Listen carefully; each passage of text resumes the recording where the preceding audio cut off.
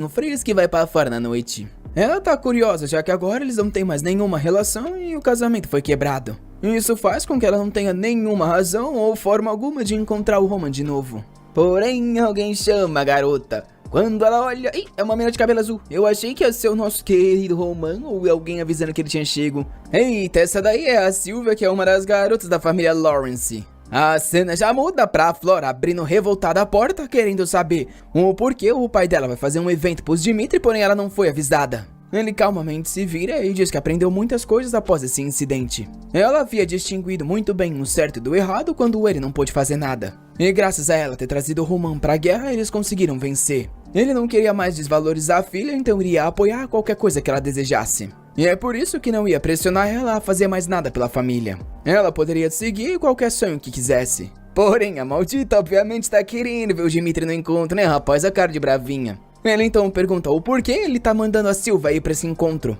Ele diz que é só ganância pessoal. É aí que ela já sabe que isso quer dizer que o pai tá querendo conectar a Sylvia ao Roman pra restabelecer a relação com eles. Ela fica meio sem expressão, mas diz que entendeu. Porém já fica animada, falando que pra garantir que isso ia funcionar, ia levar a Sylvia pra conhecer o Roman. O pai diz que ela não precisa ir tão longe assim pra ajudar a família. Ele falou que ela não precisa se envolver mais nisso. Porém, revoltada, ela fala que já disse que vai guiar a garota. A cena então muda pra capital de Kairos, no templo de Valhalla. Alguém lê uma carta e pergunta se é verdade. O filho de um nobre de uma região desconhecida com 25 anos matou um cavaleiro de 4 estrelas em um único ataque. O cara já sabe que se isso não for um falso rumor, um prodígio havia nascido. Esse cara é o sacerdote que faz a avaliação daquelas pessoas do ranking de Valhalla. O nome do maldito é Willas e ele diz que vai ter que dar uma olhada no garoto. A cena muda pro dia que aquela festa ia acontecer na noite. Porém, já de manhã, as meninas estavam toda atiçada andando pela cidade. Todas elas vestindo tudo que tem e que não tem para tentar conquistar o garoto. Toda reluzente, a Sylvia fala que essa região dos Dimitri é mais sombria do que ela pensava. Alguém responde que isso é esperado, já que ali é uma terra de mineiros. Ela diz que não é possível um negócio desses na capital, todos se preocupavam com a estética básica. Porém, pra ela, esse lugar estava longe de uma arte. A Flora sabe que a Sylvia foi criada pelo pai dela na capital como mercador. E comparado àquele lugar, o condado dos Dimitri realmente parece uma fazenda. Um grupo tá vindo na direção e ela pergunta se é uns mineiros. Não, pô, é uns caras do telemarketing, pode ter certeza que essa roupa aí. Os nadador passa por ela diz que o vestido vai ficar sujo nesse lugar. Uma outra diz que é por isso que é um problema esses Dimitri. Porém, alguém passa do ladinho e ela sente algo. Ela fica confusa se perguntando se será que era nosso garoto bem trabalhadorzinho. Porém, o Hans então vem correndo desesperado. Fala que não consegue impedir ele de ir pra mina, mas ao menos ele tinha que andar mais arrumado pela cidade. Nosso rapaz pede desculpa, falando que já tá bom de limpar ele. As garotas observam essa discussão e na hora se perguntam se aquele é o famoso Roman Dimitri. A Otalife já ficou até com o olho vermelho, falando que é mais bonito do que ela esperava. Que isso, ela viu o corpo e até lambeu a boca. Rapaz, essa menina é perigosa, corre Dimitri, essa aí eu não sei se dá pra vencer não. Ela sabe do rumor de que o segundo filho vai perder a posição de herdeiro. Porém, que tipo de família nobre colocaria o filho pra ser um mineiro? Pelo esforço, ela tem certeza que o Dimitri vai ser o sucessor. Pra ela, o status do Roman só tinha aumentado com isso. Ela então fala que elas deveriam se apresentar pro Dimitri antes da festa. Nosso garoto tava tirando seu chapéu de escritório quando alguém chamou por ele. Obviamente era a Sylvia perguntando se ele era tal do Roman. Ela se apresenta e fala que é da família Lawrence. E estaria pra expressar a gratidão dela por ter o salvo daquela vez. Ele realmente era incrível como os rumores dizem. O desumilde só fala que sim. Chama o Hans e fala pra eles irem embora. Um tempo depois, a Flora tá até enxugando as lágrimas de rir. Já com o Roman fugindo, o Hans fala que ainda vai ter que ir pra festa e pede pra ele descansar um pouco. O Roman diz que elas criticaram os mineiros, então não merecem passar tempo com ele. O mordomo então pergunta até quando ele vai continuar trabalhando nas minas, já que tá inúmeros dias sem sair dela. Pro que o Roman responde que a raiz dos Dimitris é a ferraria. Eles precisariam derramar sangue e suor para pegar os minérios, derreter no fogo e transformar isso em aço. É assim que os Dimitris viviam a vida dele. E para ele entender como o povo dele vive, ele precisaria levar a mesma vida. O Hans fica emocionado, perguntando quanto que o garoto cresceu tanto. Se esse é o caso, ao menos iria fazer uma sopa perfeita. A cena muda pra dentro do castelo, onde tava todo mundo praticando. O Chris estava ajudando os novatos, que era tudo torto.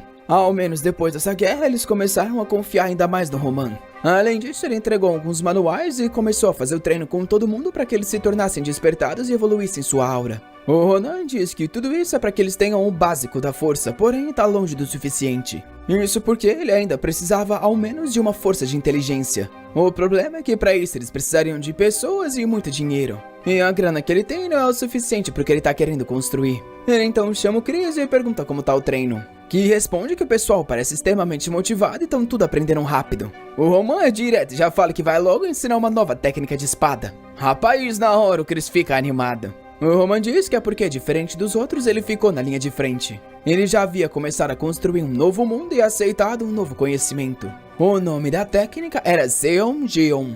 O cara que usava essa técnica no mundo Murin ficou conhecido como a Lâmina da Montanha. E esse seria o próximo passo do Chris. Já mais à noite, na reuniãozinha, alguém avisa que o Dimitri tava pra entrar. As atiçadas já ficaram tudo de olho. E olha como ele vem todo nobrezinho com essa cara de trouxa. Aí elas ficam coradas, né, rapaz? Já vem tudo igual abelha no doce, querendo saber por que hoje de manhã ele nem ficou conversando com elas. Ele explica que tava muito sujo e só queria voltar pra ficar um pouco mais apresentável. Mas lá vem a atiçada de novo, falando que realmente os rumores eram verdade. Ela não conseguia acreditar que o sucessor de uma casa nobre estava trabalhando com os mineiros. Ela se pergunta se mudaria bastante se tivesse uma pessoa como eu como esposo. O Roman só reverencia e fala que ela o elogia muito. Com isso é papinho pra lá, bebe aqui, bebe lá. Um tempo depois ele tá na sacada do lado de fora. Até que alguém diz que ele é um grande ator. Ele olha pra trás e você já sabe quem vem, né, rapaziada? Ele fala que é necessário, ela diz que é inesperado.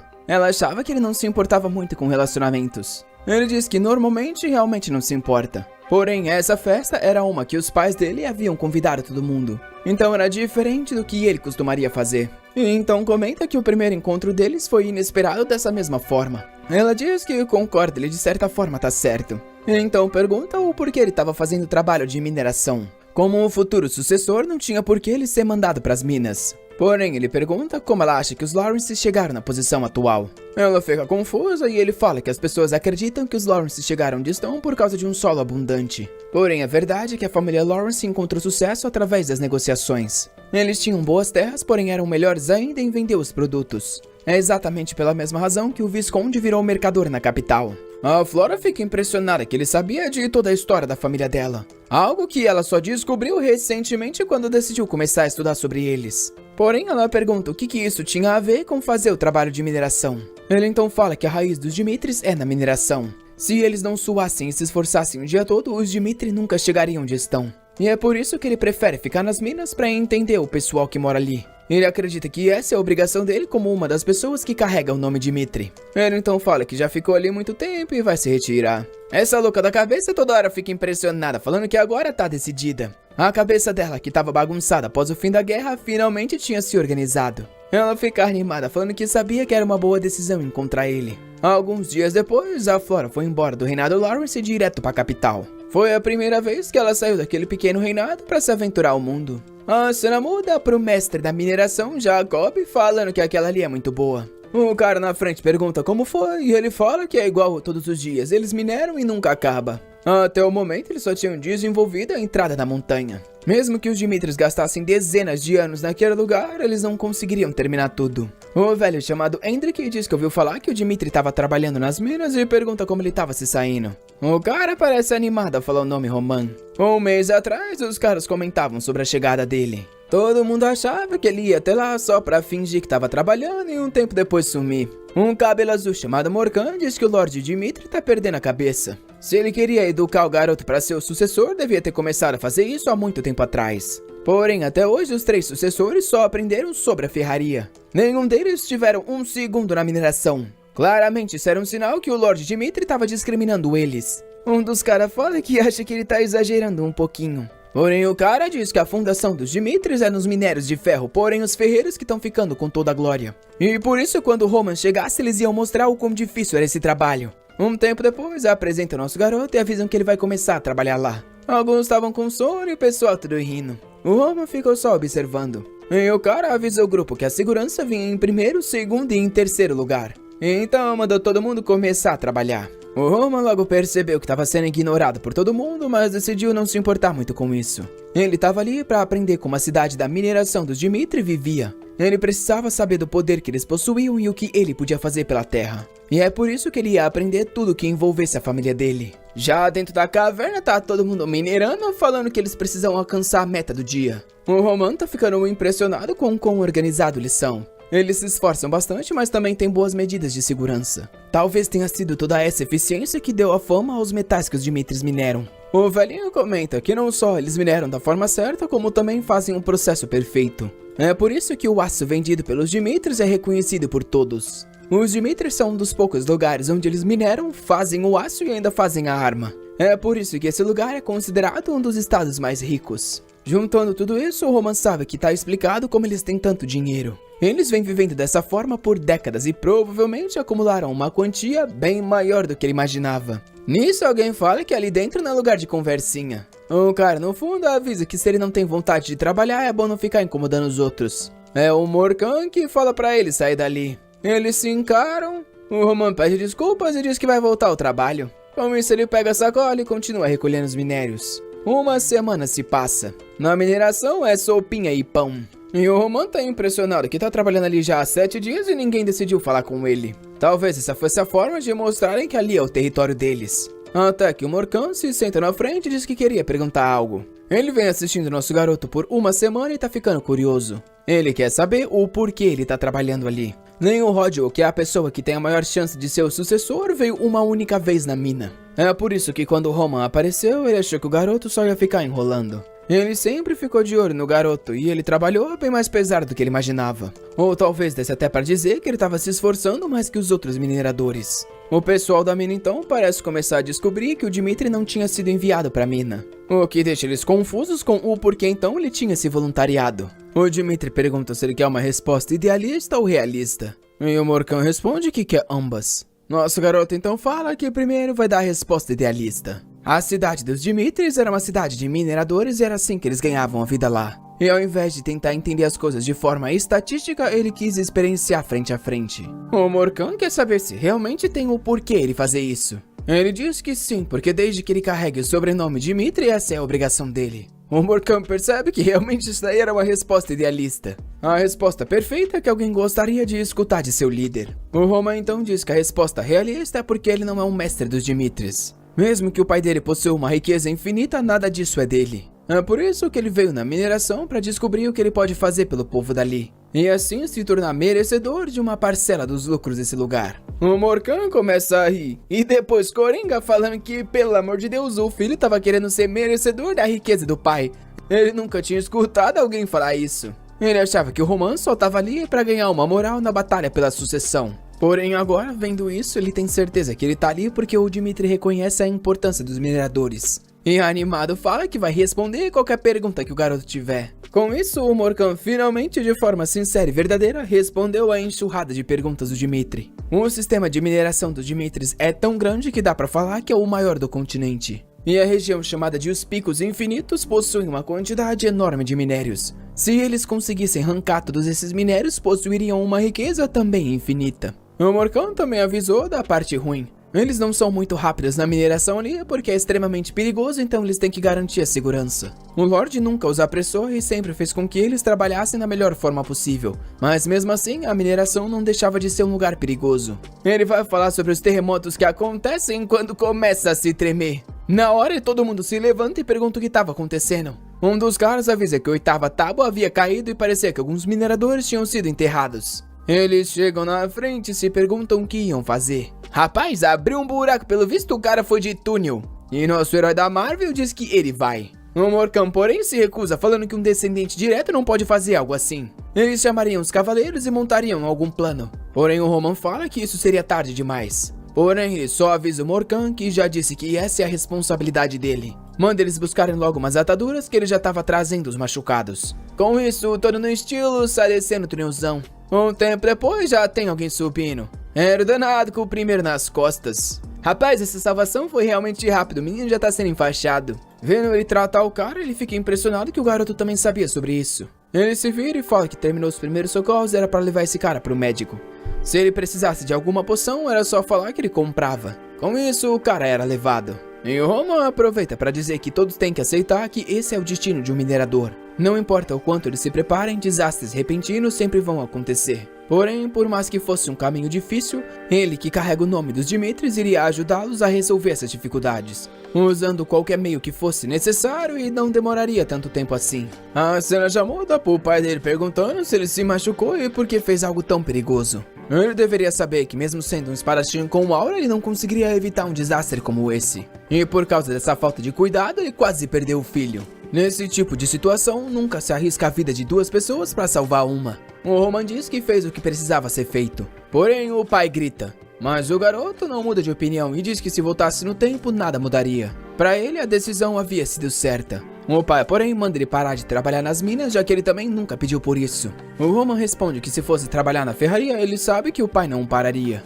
Porém, ele tem certeza que precisa trabalhar na mineração para compreender os Dimitris. Por mais que eles tenham ganhado fama por causa da ferraria, era na mineração que a maioria das pessoas da cidade ganhavam o dinheiro deles. É por isso que ele prefere ir para as cavernas do que para as salas de produção. O pai pergunta o que ele descobriu e nosso garoto fala que as dificuldades que eles vêm passando. Ele também descobriu que o barão se importava bastante com o tratamento e a segurança dos trabalhadores. Porém, mesmo assim, era inevitável que às vezes alguns problemas acontecessem. O pai diz que já sabe sobre isso, porém da mesma forma como ele falou, são coisas inevitáveis. Porém, o Roman diz que é possível usando artefatos mágicos. O pai fala que coisas desse tipo realmente garantiria segurança, porém enquanto ele pensava que algo assim custaria. Eles teriam que gastar muito para proteger a mina inteira com um monte de artefato. Ele diz que entende, mas mesmo assim é necessário. Com os artefatos, a produção aumentaria, já que eles não teriam que se preocupar tanto com a segurança. O valor dos artefatos facilmente se pagaria com o aumento da produtividade. Então, claramente, isso era uma chance de ganhar mais dinheiro. Eles também poderiam criar um grupo especializado na segurança das minas e também fazer com que todos participassem dos lucros que eram gerados lá. O pai sorri e diz que já que ele tá tão confiante, ele quer saber o quanto que é pra investir. Tudo isso que o Roman fez, ele aprendeu no mundo Murim com outras duas pessoas. Um era uma espécie de mendigo que ficava escutando as histórias de todo mundo para reunir informação. E o outro se envolvia em grupos sociais mais vulneráveis para conseguir saber o que estava acontecendo. Foi por essa razão que ele preferiu escolher a mineração do que a ferraria. E se tudo desse certo, ele começaria agora a criar o sistema de informações que ele tanto precisa. Porém, nesse mundo que ele tá mais fraco, isso ainda não era o suficiente. Ele não queria só informação da região norte, e sim de todo aquele continente. Ele precisaria de um grupo que conseguisse capturar informações fora desse lugar.